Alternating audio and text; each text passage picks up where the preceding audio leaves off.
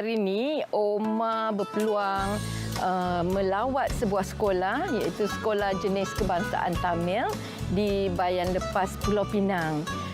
Oma memang selama ni memang sangat teruja untuk nak ke sana kerana sekolah ni memang terkenal dengan sifat sayangkan alam sekitar. Selamat pagi, Cikgu. Ya, selamat pagi. Selamat datang ke sekolah. Ya. Okey. Hai, selamat pagi. Selamat pagi. Selamat datang. So, hari ni kita nak ke sekolah cikgu lah. Terima kasihlah kerana terima kami untuk memberi sedikit penerangan dan juga pendedahan kesedaran tentang apa yang cikgu buatkan. Saya dapat tahu sekolah cikgu ni sangat hebat. Ya. Memang hebat setakat yang kami mampu. Okey, sila cikgu.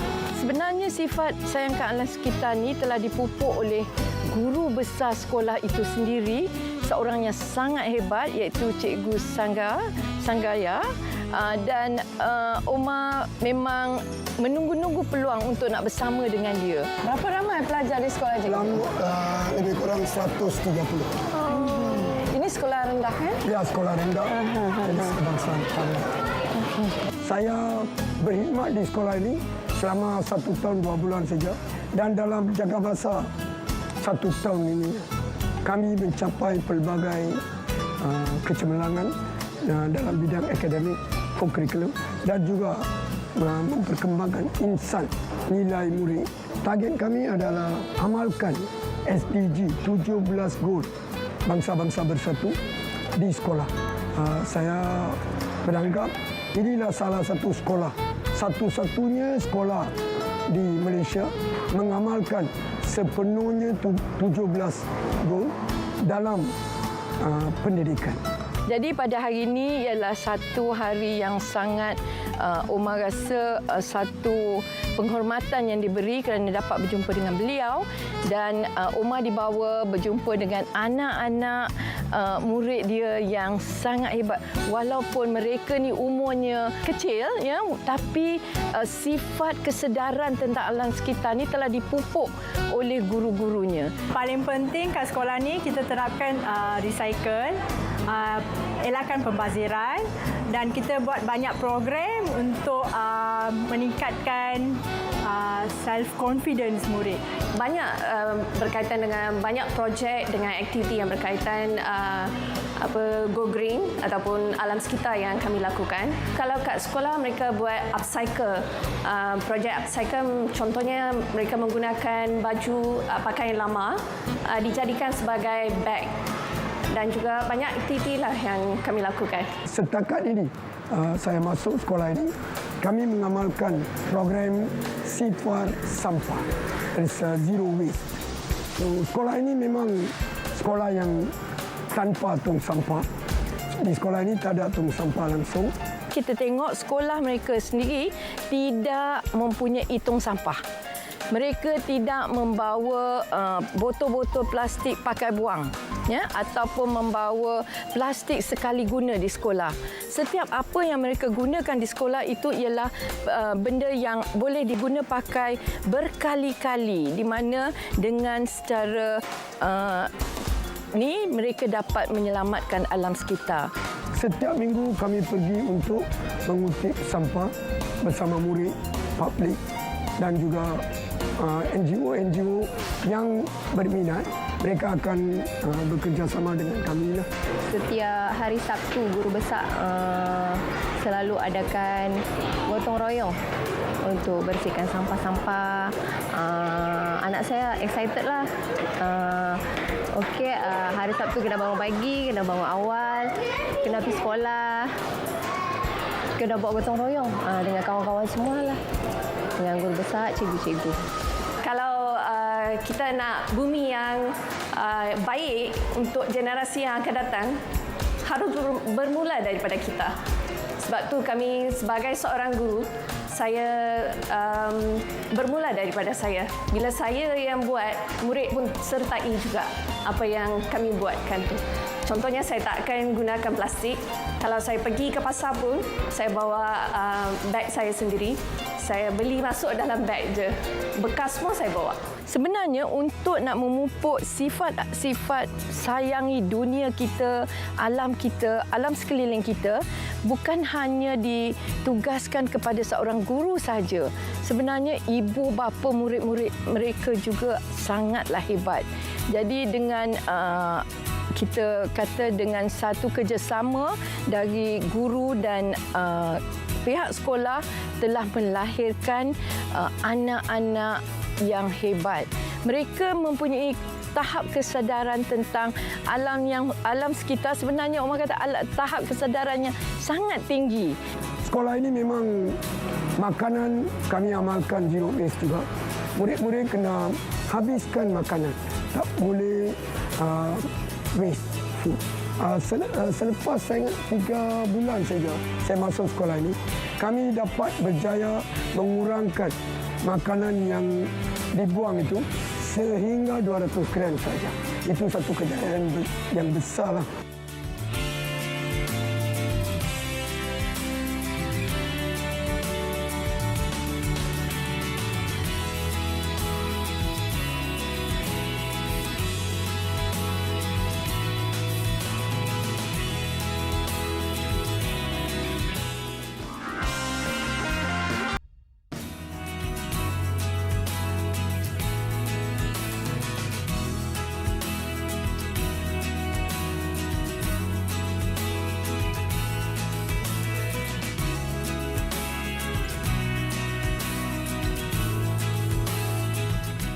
Okey, selamat pagi semua. Hai, selamat pagi.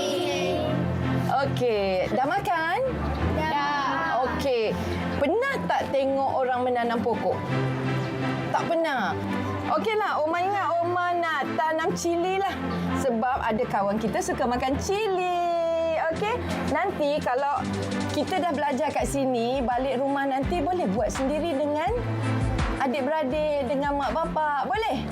Okey, cara dia mula-mula kita mesti ada benih cili. Ya, kadang kat rumah mak beli cili, mak potong, biji cili tu kita ambil.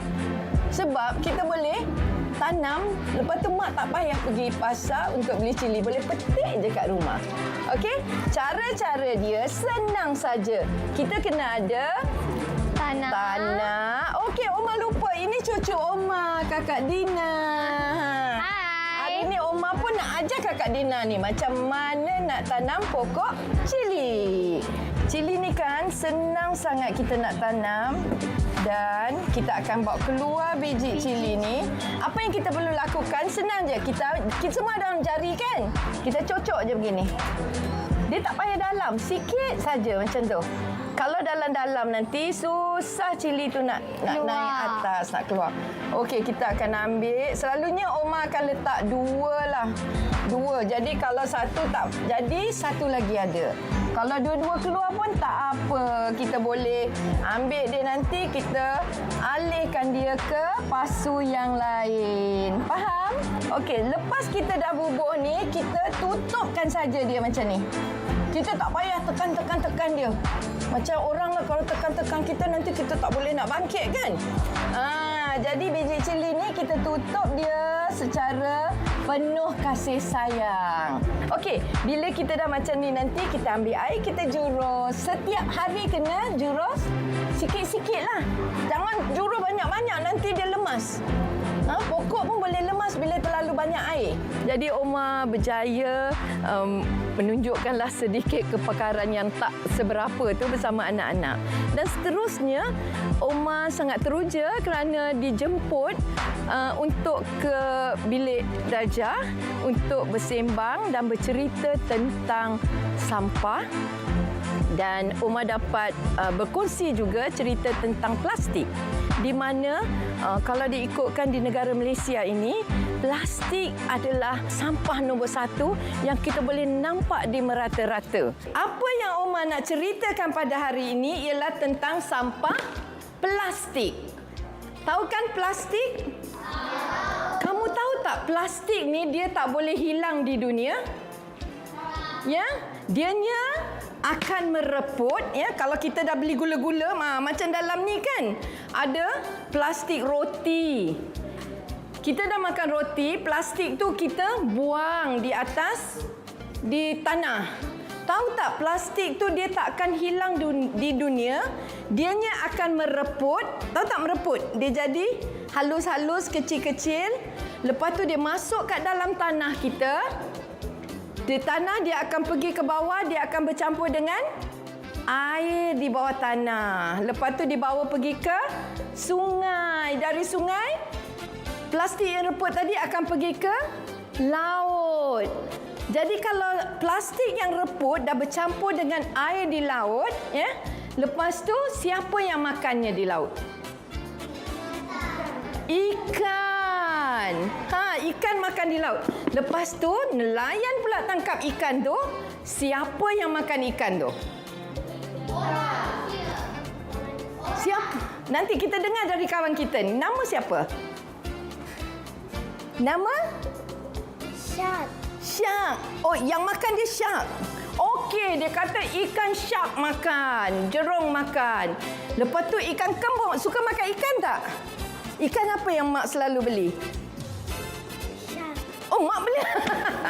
mak masak shark. Okey, tak apalah.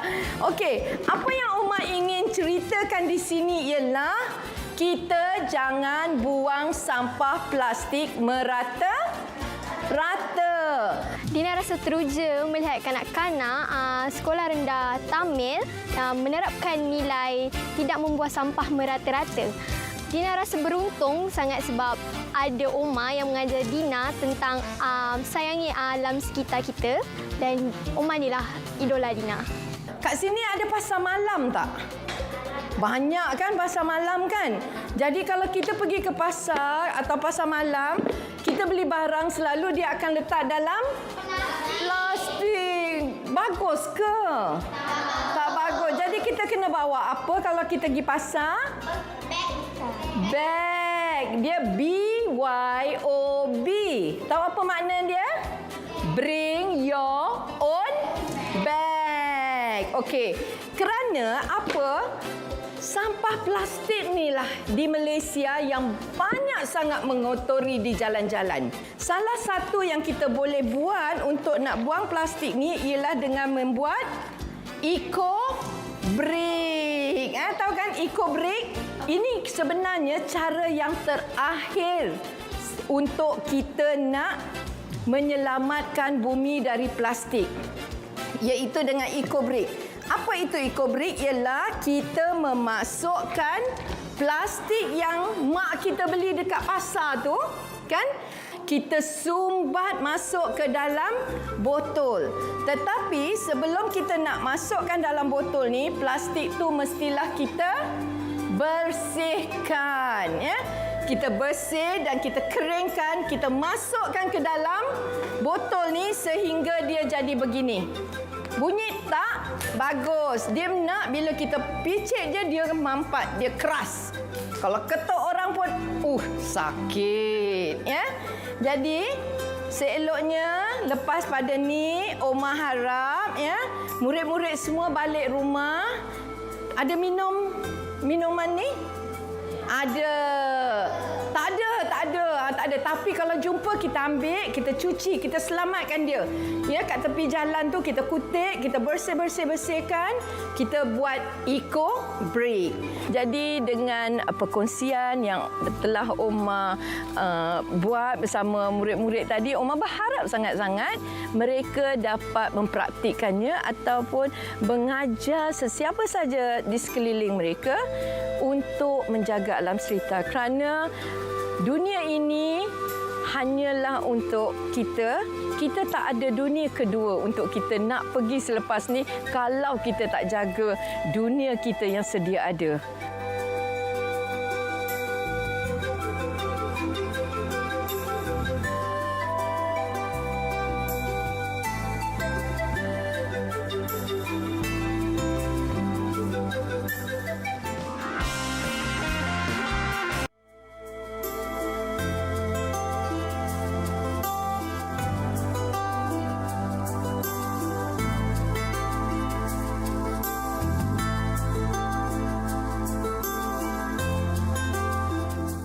setiap guru dalam setiap mata pelajaran kena masuk SDG ini. Mereka perlu mengintegrasikan salah satu goal ini dalam mata pelajaran setiap hari.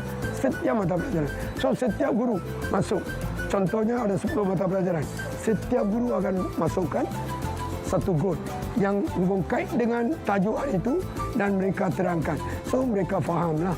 Kadang-kadang mereka tanya juga macam mana tak ajar bahasa Melayu, ajar tentang alam sekitar. Tapi ini semua akan dikolaborasikan dalam pengajaran yang kami ajar. Pada pandangan saya, murid harus pelajari dari sekolah apa yang harus kita lakukan ataupun apa yang harus mereka lakukan untuk mencapai satu dunia yang baru ataupun kelestarian alam sekitar harus bermula dari setiap murid. Semua kena ambil permulaan yang baik dengan budak-budak ni. Daripada rumah pun kena mula, daripada sekolah pun kena mula. Tapi saya rasa benda ni semua komuniti pun kena mula juga. Mana-mana budak ni dia akan pergi tempat komuniti pun dia akan pergi, dekat rumah pun dia duduk, dekat sekolah pun dia duduk. Semua kena mula tanggungjawab tu sama-samalah dengan budak-budak. Kat mana-mana pun kena ada permulaan yang jaga alam sekitar ni, no plastik tu. Rasa seronok lah. Sebab dari budak lagi, mereka dah faham untuk menjaga alam sekitar. So dari budak-budak sebagai parents, secara tak langsung kami juga belajar macam tu. Memang kalau kita pergi kedai, kurangkan plastik. Kalau boleh langsung tak ada plastik. Dalam program ni, saya ingin mengucapkan terima kasihlah kepada pihak sekolah SDG Timbai Lepas, terutama sekali Mr. Sangga sebab memperkenalkan banyak-banyak program yang di mana mereka implement dalam diri mereka sendiri yang paling berguna sebagai insan untuk insan yang mulia untuk masyarakat dan juga macam mana nak bawa untuk menjaga alam sekitar, benda tu yang paling penting dalam diri mereka sendiri.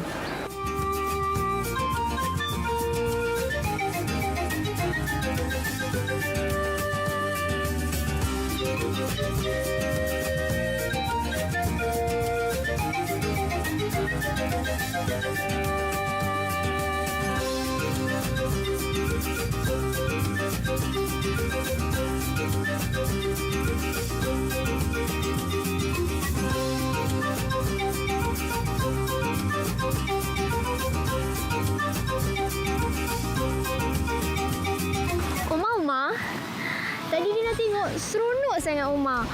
Seronok Oma mengajar budak-budak tu. Oma ni dulu cikgu ke? Tengok kan macam mana Umar bercakap dengan anak tu. Sebenarnya Umar bukan cikgu. Sebenarnya Umar memang minat tentang kerja-kerja alam sekitar ni. Kerana kalau bukan kita tak boleh nak harapkan guru-guru je untuk nak menyampaikan pesanan tentang penjagaan alam sekitar. Setiap kita kena mainkan peranan. Jadi, Umar teruja sangat kerana dapat bersama-sama dengan anak-anak tu dan Umar tak nak melepaskan peluang. Lepaskan peluang kerana ini satu peluang keemasan pada Umar sebenarnya. Tapi sambil-sambil tu Umar berangan jugalah nak jadi cikgu. Bagus juga sekolah tu. Mereka diajar dari kecil lagi menjaga alam sekitar tu, Oma. Memang betul tu Dina. Perkara-perkara yang begini kita kena pupuk dari kecil lagi. Jadi bila mereka membesar secara tidak langsung, perkara tu dah menjadi satu habit untuk mereka menjaga bumi kita. Jadi untuk Dina pun sama. Sebab tu Oma bawa Dina ke sana sini tengok apa yang kita boleh buat, apa yang kita boleh tolong. Boleh ke Dina? Boleh.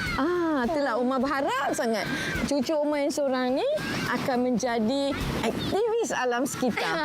Boleh je, Oma. Okey. Seronok